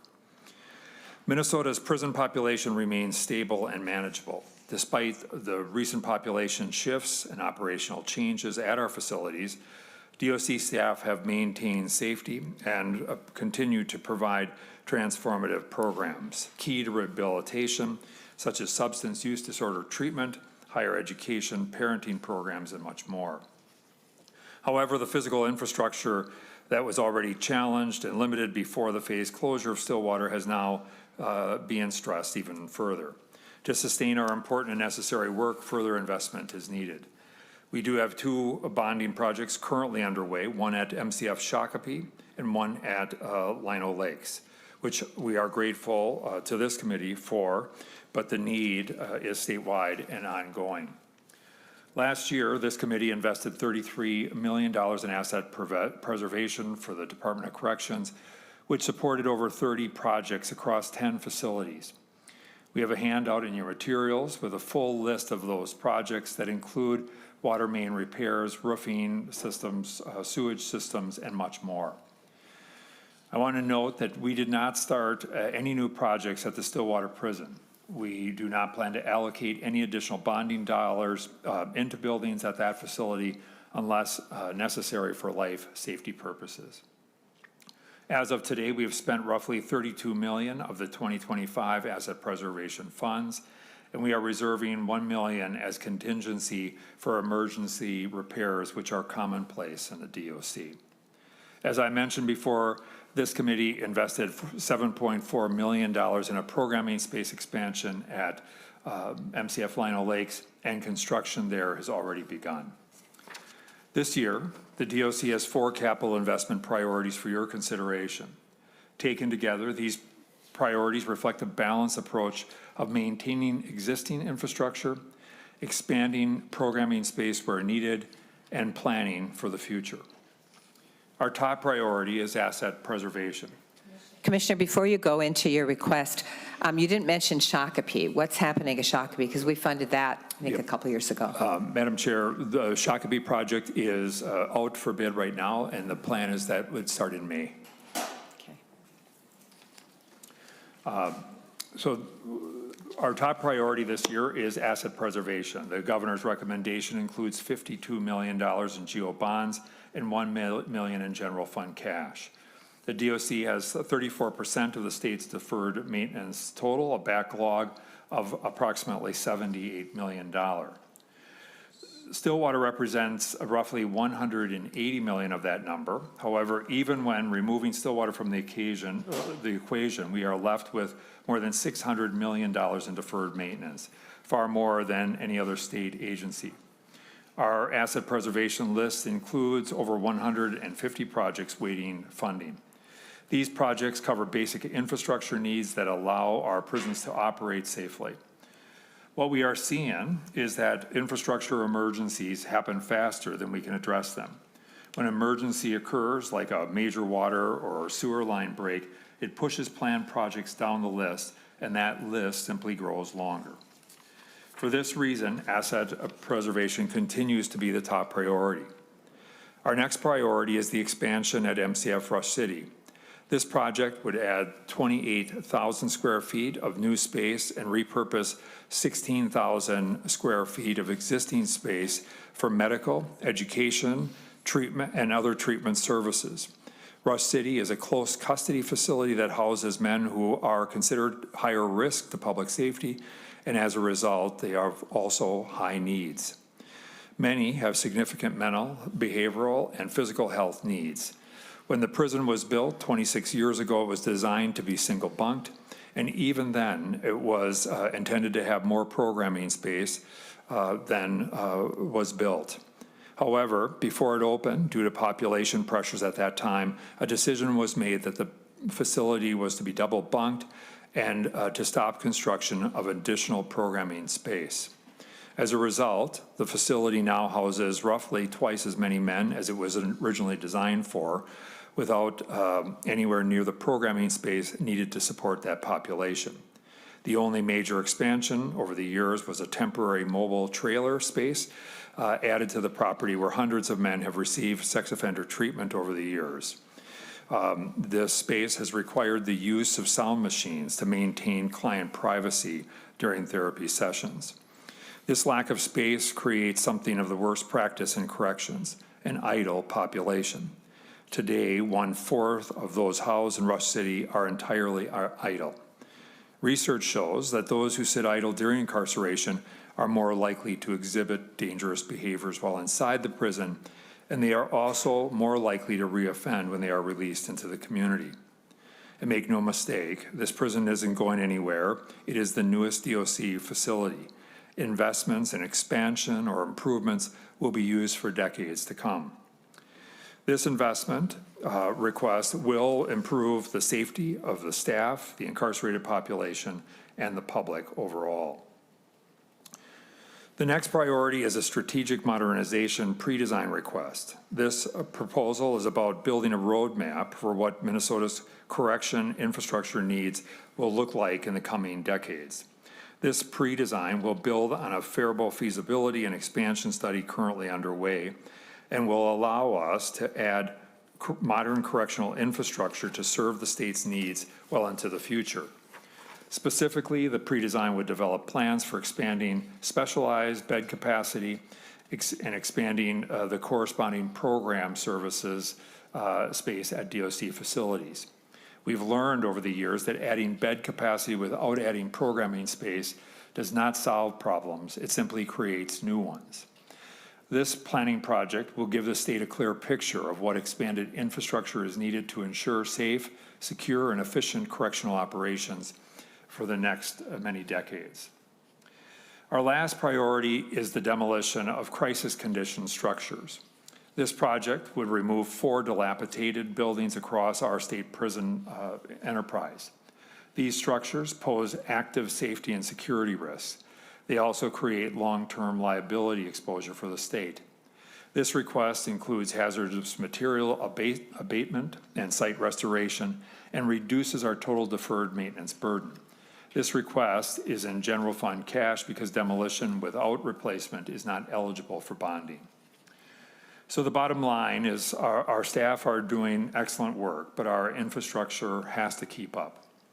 With me in the audience today is Lino Lakes Warden Eddie Miles and Rush City Warden Lisa Stenseth, who can answer any questions you may have about each facility and their needs. DOC's teachers, clinicians, behavioral health staff, security staff have been exceedingly creative in the use of space. Staff run intervention programming in visiting spaces, in cells, in temporary trailers, doing everything they can to give people the services they need to leave better improved, to have better improved lives and outcomes. As you know, almost everyone in our prisons will get out someday. What happens in our prisons impacts what happens on the outside. Aging infrastructure manifests in leaking roofs, damaged water pipes, and failing mechanical systems. Infrastructure failures aren't simply inconveniences. They are problems that affect the safety, security, and well-being of our staff and the incarcerated population. Too often, days are spent patching what we can, managing around what we can't, and putting our fingers in the metaphorical dam. Even as we do that, we are also working to plan responsibly for the future of the state's correctional facility needs. I understand that corrections is not always the most visible popular area for investment. These are not projects that come with ribbon-cutting opportunities or photo opportunities. But I also know that this committee understands that capital investments in corrections are investments in public safety. It's investing in the men and women who work and live in these facilities day in and day out. This bonding plan is an investment in rehabilitation and reentry, in the families and communities across Minnesota who are affected by the outcomes we produce. When we maintain safe, functional facilities and create space to deliver rehabilitative programming and treatment, we strengthen the public safety of Minnesota. With that, Madam Chair, I want to thank you for your time today, and both myself and our team will happily stand for any questions you have. Thank you. Thank you very much, Commissioner. Senator Rasmussen. Thank you, Madam Chair. Commissioner, one of the roles that the Department of Corrections has is inspecting local jails and being a regulator for local county jails. On our bonding tours across the state, we have seen probably upwards of hundreds of millions of dollars in terms of requests from local counties for jail upgrades. And one of the comments we often hear from the local county commissioners and their sheriff is that they don't necessarily see the need, that this isn't something that the county or their public safety officials initiated, that the reason that they're being asked to spend tens of millions of dollars, sometimes in excess of $100 million, is because of an order or corrective action from the Department of Corrections. And my question, Madam Chair, for the Commissioner is, if you were to take those same rules and standards that you apply to those county jails and apply them to your state Department of Correction facilities, would your state facilities meet those standards? Commissioner. Madam Chair, Senator, I think you raise a really good question. We have very outdated infrastructure in many of in the state facilities, and frankly, many of the county jails run into this problem. And as much as, it's difficult to have these burdens, there are obligations around square footage requirements that exist around jail facilities, programming space needs, constitutional requirements, separation by sight and sound for juveniles and adults, and differences in need for programming around male and female inmates. As a result, there are requirements that where sunsetting of jail use is something that the state has for decades had a responsibility to do. That said, we have worked very closely with many of these counties for, in many cases, years and years in an effort to try to help them plan for that future. And again, a cost that I understand absolutely that the counties may not want to invest, but it is becomes a fundamental necessity. And so we also, I would just point out that we have many times where sheriffs come to us and request that sunset orders be issued because the bottom line is they know they need to replace their facility but have not been able to move that forward. Senator Rasmussen. Thank you, Madam Chair. Commissioner, my question was, do the state facilities, the state prisons that you oversee meet the standards that you hold county jails to, or are they sub those standards? Commissioner. Madam Chair, the facility, there is a different standard for prisons and county jails, and part of that's the difference in the population. There are standards that are required for county jails that are set in rule, and there are standards that are set as a result of a committee project that the legislature established, but they are different. Senator Rasmussen, more? Thank you, Madam Chair. Yes, I'm just trying to get my question answered. So I wasn't asking, Madam Chair and Commissioner, whether or not there are different standards. In my view, there are obviously different standards. I think members of this committee, we've been to state prisons, we've been to county jails, and in my experience, the county jails are much nicer than the state prisons when it comes to their facility footprint. That's been my experience. Even those county jails that are under corrective orders to be demolished and rebuilt by the Department of Corrections. And I think that's where we see frustration. That's where I get frustration when the Department of Corrections is effectively asking Minnesota taxpayers, either through capital investment or through local property taxes, to spend hundreds of millions of dollars to upgrade facilities that are better than the state prisons that are run by that same regulator. And Madam Chair, that's why we had 72 out of 87 sheriffs in the state of Minnesota vote for a motion of no confidence in the leadership of the Department of Corrections. And they cited this as the main reason that we have Minnesota sheriffs that are being held to a much higher standard than our own state agency holds themselves to, and Minnesota taxpayers are on the hook. And I think we, as a committee, have actually probably had even better experience than perhaps the Judiciary Committee on this issue, because we have been to these sites across the state. And I think before we do additional funding, we have to make sure we get answers on this policy question, because it has really important impacts on the state of Minnesota. And so even though, Madam Chair, the Commissioner wouldn't answer my question on whether or not his prisons that he oversees could match the county regulations that he imposes, I think that the facts speak for themselves. I think what we're hearing from our sheriffs across the state speaks for themselves, and I think we need to have a change on that policy. Thank you so much, Senator Rasmussen. I just wanted to respond briefly. I mean, it's not like the Department of Corrections hasn't been asking this committee to help them upgrade their prisons. So I think we all share some responsibility for that. If our prisons are not up to par where they should be by some national standards, it's because we, the legislature, have not been giving them the money to bring them up to par. Commissioner. Madam Chair, Senator, I respect that position. At the same time, I would say that we could come in with literally probably $4 or $5 billion to modernize the infrastructure of state prisons.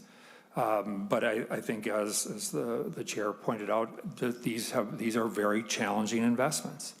And there is a reality of a difference between these facilities. I'm not suggesting for a minute that we wouldn't love to have far more modern prisons in our state. But I think to suggest that ultimately that belongs or is the responsibility solely of the Department of Corrections, I think is unfair. Thank you very much, Commissioner. Mr. Hunt, did you want to add anything, or? You looked like you wanted to say something. I just wanted to make a correction on the deferred maintenance value. Is $781 million for the current year. Not 700 million, 781. 781 million. Yeah. Thank you. Great, thank you. Madam Chair. Briefly, Senator Nelson. Just a brief question for the Commissioner. I thought I heard you say that Rushford was one of our Rush City was one of our newer prisons. and yet it's one of the largest bonding requests that you have. And I've been to St. Cloud, I've been to Stillwater, they're in pretty bad shape. I haven't been to Rush City, but my question is, why would it be the newest prison that has the largest bonding request? And I'm just thinking how needed of update those the older prisons are. Commissioner, if you want to just repeat what you said earlier. Yeah, Madam Chair, Senator, it really is about the fact that there's a lack of programming space to deliver medical treatment services, those types of things that those were cut from the project when it was built, which makes it a program that is a facility that is not program rich. So, Madam Chair, real quick question here. Senator Nelson. Are those programming facilities at the older prisons that you're seeking to have at Rush City? Commissioner. Madam Chair, Senator, yes, we have facilities there should be these programming facilities at every facility. Okay, thank you very much, and thank you, Commissioner. Next, I'd like to invite Nancy Freeman, the COO of Direct Care and Treatment, to come and give her presentation.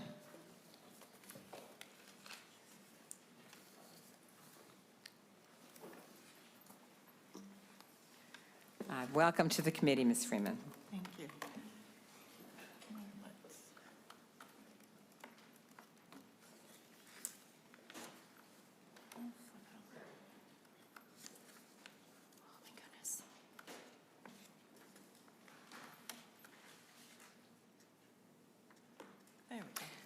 While you're getting set up, Ms. Freeman, I just had a quick question because I'm not as familiar with this human services area. But when we funded the Miller Hospital in Anoka, that's under your purview, correct? That is, Yeah. yes. Great. And I can give you an update of that. That would be if we have great, time. at whatever point. Yeah. Sure. So my name is Nancy Freeman. I'm the Chief Operating Officer for Operation Services for Direct Care and Treatment. And as you know, we just became our own agency as of July 1. So I wanted to take this first slide and tell you a little bit more about Direct Care and Treatment, who we serve, how many people we serve across the state of Minnesota. So DCT is a highly specialized state-operated behavioral health system. This is different because it's the only one of its kind in the state. We, in size and scope in Minnesota, DCT occupies a unique place in the state's behavioral health continuum of care. Our CEO always says that on a 12-inch ruler, we're number 12. And between local communities, hospitals, jails, that's the 1 through 11. DCT has a unique patient and client population. Unlike some other healthcare providers, DCT does not have the ability to choose the individuals that we serve. We serve more than 12,000 patients and clients each year. Nearly all have been civilly committed to our care. Other providers cannot or will not serve these patients. The next slide. Like all other healthcare systems, our treatment facilities are highly regulated by state and federal entities. A key component to successful mental health treatment is having a therapeutic atmosphere, which is only possible with regular maintenance and proper upkeep. Just to give you a context of DCT as a whole, we have one of the largest footprints across Minnesota for state agencies. Only admin, DOT, and DOC are larger in square footage than what we occupy. This slide shows the summary of our owned and leased locations. We occupy over 200 sites across the state, over 3.5 million square feet on over 1,000 acres of land. We also manage 4 cemeteries still. DCT's annual facility operating costs are, for fiscal year 26, are over $42 million. Now, I just want to have you recall on the tour that we had late last summer, early fall, when we toured St. Peter, and I gave you the capital asset life cycle. So this is talking about all of DCT, but only our own facilities, because like, you know, we can't use bond dollars for leased facilities. So the next slide shows a summary of our facility condition assessments that all state agencies are required to do every fiscal year. They are done annually, and again, this is for only state facilities.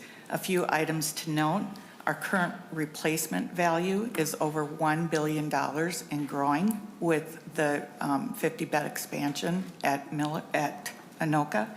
We have a total deferred maintenance of over $162 million, and a third of our facilities are in crisis to fair condition as the rating of those facility condition assessments. This year, DCT has 2 items that are on the governor's recommended bonding bill and our top priorities to support our infrastructure.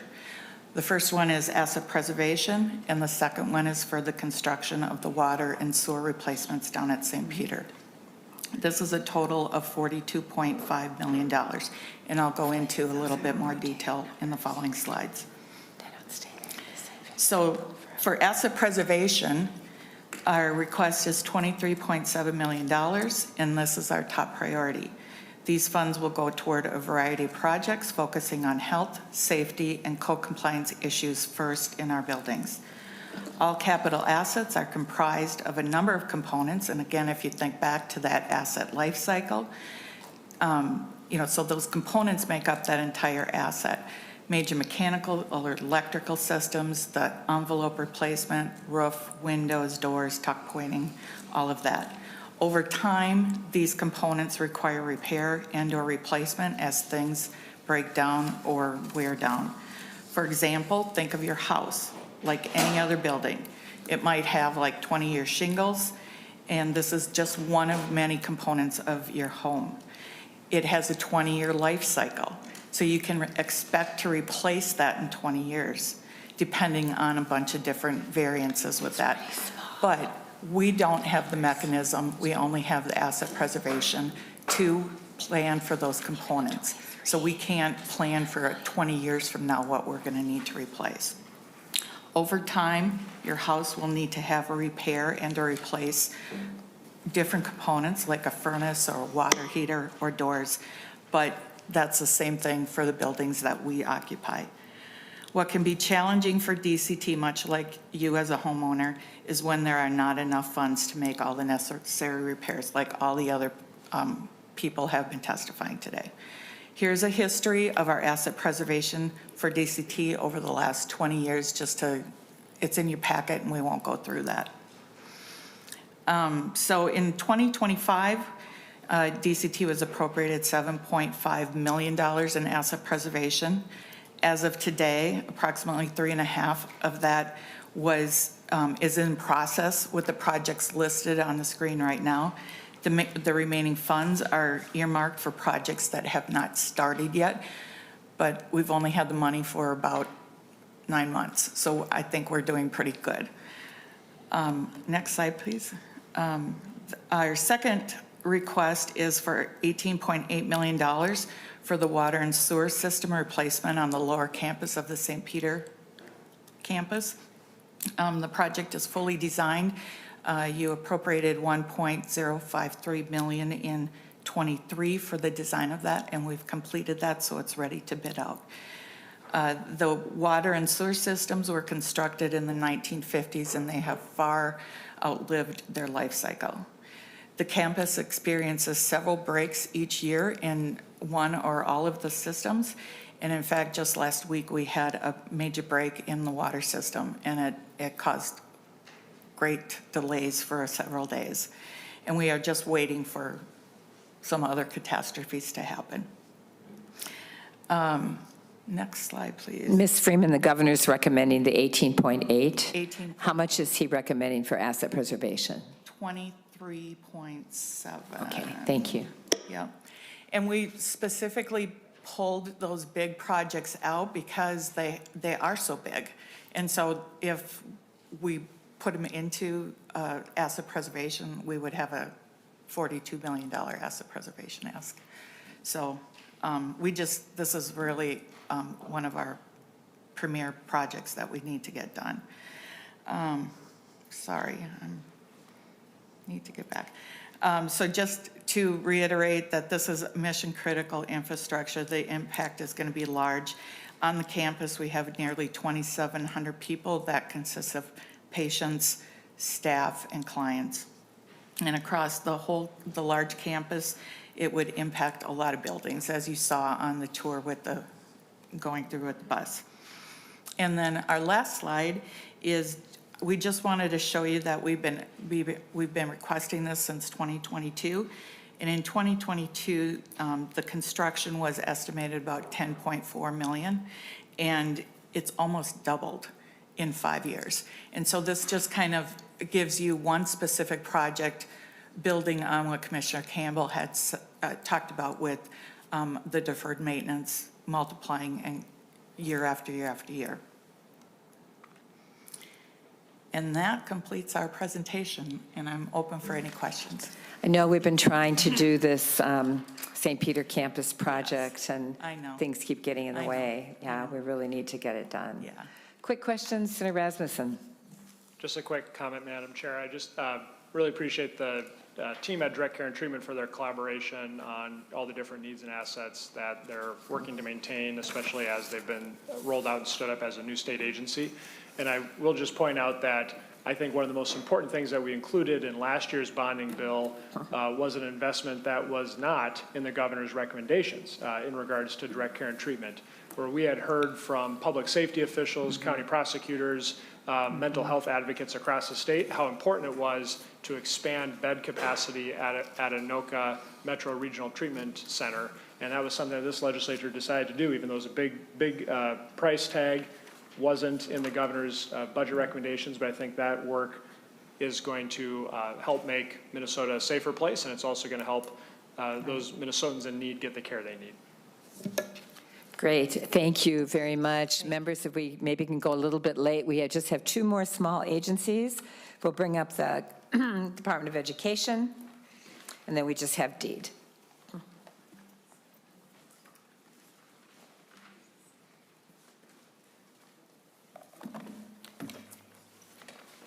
Great, welcome. Is this Assistant Commissioner Bobby Burnham? Thank you, Madam Chair. Bobby Burnham, Assistant Commissioner, Department of Ed, Office of Teaching and Learning, of which State Library Services lives in. Today we're here to share some information on the Mary C. Murphy Library Construction Grant. We'll get the slides up here. Minnesota is home to 12 regional public library systems with 358 public library locations and 10 bookmobiles. There's at least one public library in every county. 2024 data demonstrates public library usage continues to go up each year. There were 17.5 million visits to public libraries in 2024, more than 9 times the state fair attendance last year. In the same year, 53 million items were borrowed and over 175,000 meetings and events took place in the Minnesota public libraries. Reflecting this usage, system directors report high demand for meeting space. Among the many uses of these spaces includes children and youth adult programming. Smaller meeting spaces are used for telehealth meetings and social services. These uses necessitate improvements for adequate soundproofing and privacy. In addition to these meeting spaces, there's a continued need for HVAC and air handling upgrades, as well as safeguarding for the degrading building infrastructures and accessible entrances and other ADA compliance requirements. Eligible applicants are public libraries that are members of their regional public library systems. Cities, counties, and friends groups or foundations can apply on behalf of their public libraries. There are 2 project types, improvement and accessibility.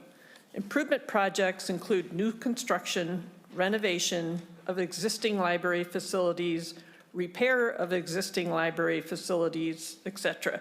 There are many leaky roofs as well as crumbling brickwork. Accessibility projects include mediation of physical barriers, preventing access for all. Common needs are automatic doors, ADA compliant restrooms, and upgraded lighting. Projects require a minimum local match of 50% of the total project costs, though applicants often provide well beyond their minimum match. Projects are competitive and go through a thorough peer review process. The Mary C. Murphy Library Construction Grant Program has been funded 15 times from 1994 to 2025. The last appropriations were $4 million in 2023 and $750,000 in 2025. 187 awards have been made, including the last round of funding. The average award is just over $100,000. The smallest award funded a drinking fountain in 1996 for White Bear Lake, and more recently, the largest $1 million grants have funded total renovations in Fergus Falls and Sandstone.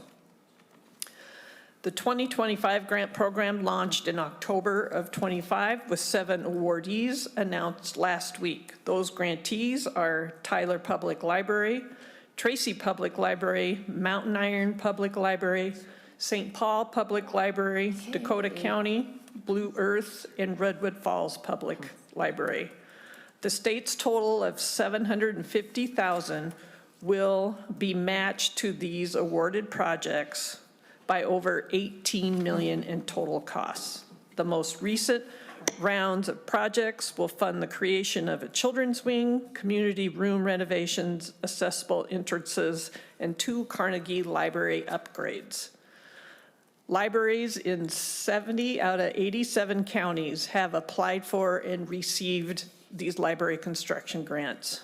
Throughout the program's history, there have been 45 projects total in the 7-county metro and 142 projects total in greater Minnesota, meaning 75% of the projects are spread across greater Minnesota.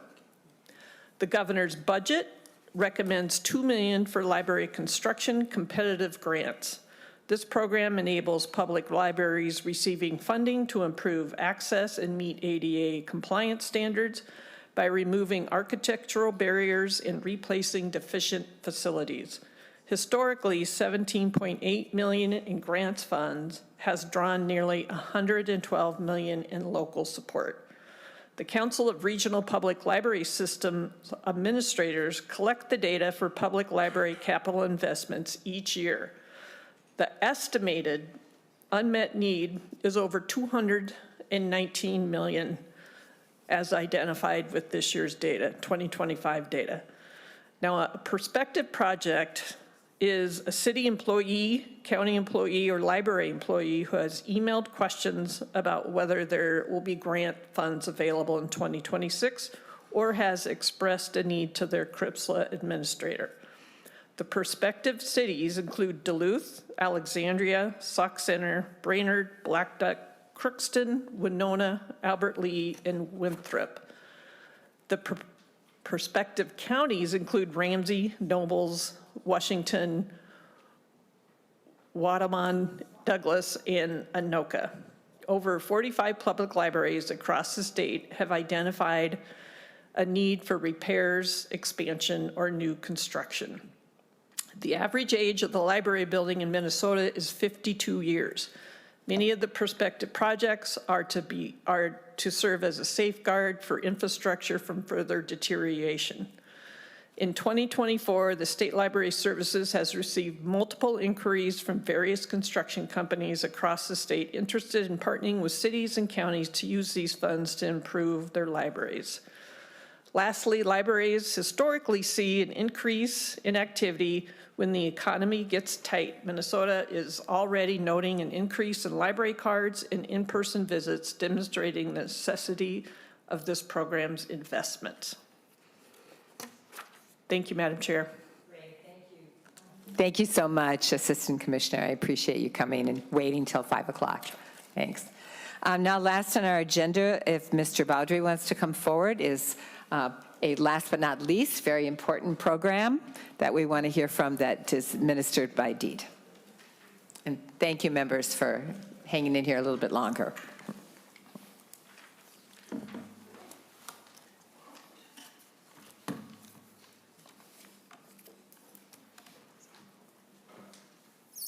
Great, go ahead.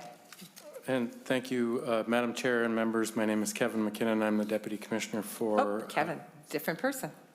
Economic Development at DEED. And pleased to be with you, and I understand I'm last, so I will try to go quickly here, but also if you have any questions, please feel free. I'm here to talk about the capital investment recommendations that are in your packet here. We have 2 capital budget requests this year that are in the proposal, the governor's proposal. First, our Business Development Public Infrastructure Program, which is called BDPI. We're asking for $2.5 million, and our Transportation Economic Development Infrastructure Program, or TEDI, we're also asking for $2.5 million. BDPI is only available outside of the 7-county metro. It is a long-standing, successful program that we run that cities have come to rely on. And TEDI is a statewide project that we run through some collaborative work that we do with MnDOT. So as it relates to BDPI, we are recommending obviously $2.5 million. This funding that we provide assists with wastewater collection, treatment, drinking water, roads, and utilities that basically serve industrial expansion. It really helps the cities with the cost of infrastructure. It lowers development costs and supports tax base and job growth for those communities. It also promotes readiness for our communities, which is important so that they can attract industrial development to their communities. Apps are accepted on a rolling basis, which means as projects are ready, they come to us. We can provide up to 50% of the cost of the infrastructure. And cities may only get up to $2 million every 2 years. We have a whole host of activity and a whole host of demand for this program. We have a good representation of projects up here from all across the state. I'll mention a couple. Sartell, obviously supporting the Niron magnetic expansion with some infrastructure. We're about to come close on an announcement in a project in North Branch that we've obviously supported through some of this funding. But important industrial park development, important development opportunities for these communities. As far as what is left in our in the program, we are down to officially $11,000, which basically we will not find anything that could use that amount. But we also have a lot of demand. And so you can see our pipeline is close to $9 million at this time. We've received various appropriations for this program over the last number of years, and officially now are out of funding. The Transportation Economic Development Infrastructure Program, or TEDI, this is where we pay for non-trunk highway costs that cities are responsible for around some of the transportation infrastructure projects that they do. So we do pre-design, land acquisition, construction, reconstruction, et cetera, and help the cities with some of those costs around it. Our apps for this program are done through an RFP. And so it's done once a year, generally in the fall. We run it very closely with MnDOT's TED program, and Both agencies review each other's agencies' proposals. We obviously try to advocate for the economic development side. Of course, transportation is concerned about safety and traffic flow, as they should be. So it's a good partnership. It's a long-standing partnership that we've had with MnDOT on this program.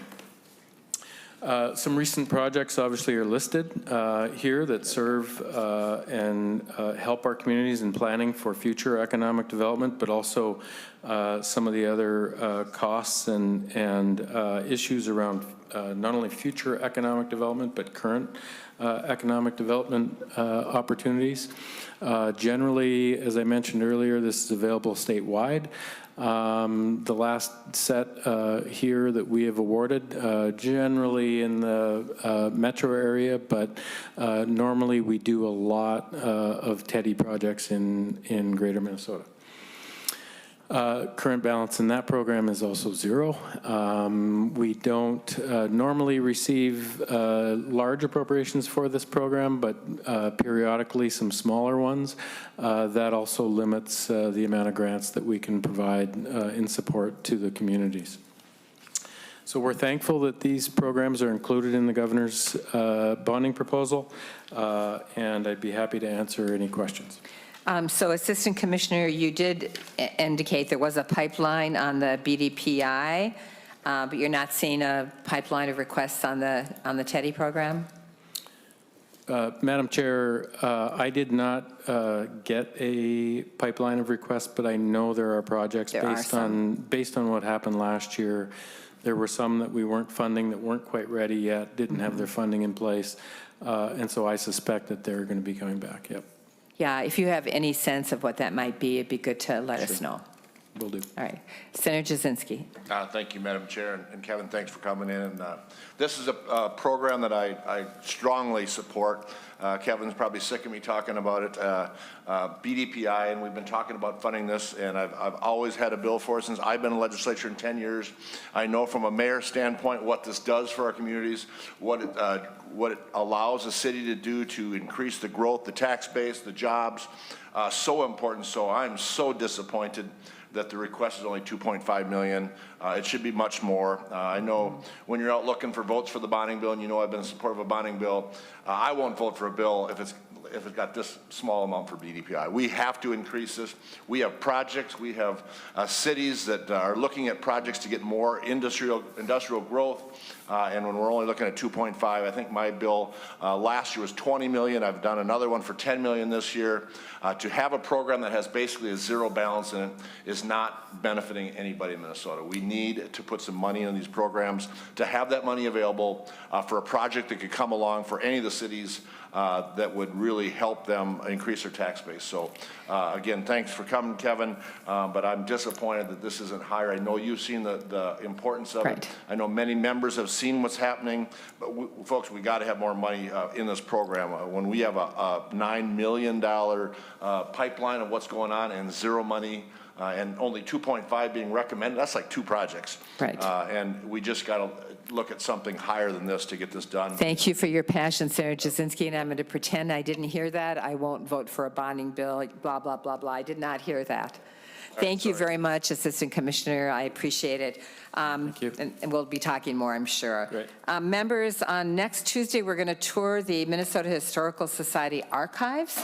For those who came to the Historical Society tour and got to do the behind-the-scene tour, that was really cool. But there's a whole nother huge archives that I'm sure you'll enjoy seeing. It'll be really an amazing thing to do. And the Environment, Climate, and Legacy Committee is going to join us because they also fund some of these programs through Legacy. And so our next public hearing will be on Thursday, February 26th at 3 p.m. The following Tuesday is when we're going to the U of M with the Higher Ed Committee, and we'll be able to spend a good hunk of time there, both touring the chemistry building that we didn't get to see on the bonding tour very much of, and also we'll be in the St. Paul campus and also hear from some of their other projects. Thank you very much, and the committee is adjourned.